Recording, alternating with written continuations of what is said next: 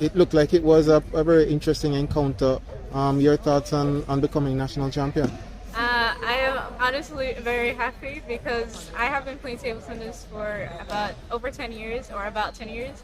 And last year I came really close. I came second to former national champion Celicia. And so I am very happy because this is my first time. This is my debut.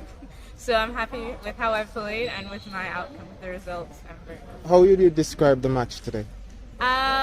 I have played Keeara Whyte. She's coming up. She's definitely a very good player. She's still under 13, so she has a lot of games ahead of her. So she'll definitely be national champion one day. And I'm very happy with the match. It wasn't an easy match. I had to do lots of thinking, but it was very good. I'm very pleased with how she performed. She executed what she has been training, and she remained calm throughout the match and focused on what she needed to do. So I'm very proud of her performance today. And what has brought her to this point?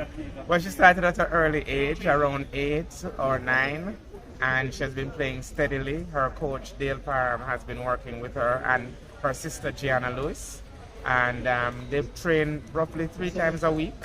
Of course, if she wants to get it to the next level, she may need to increase that. But we're pleased with the progress that she has made over the years.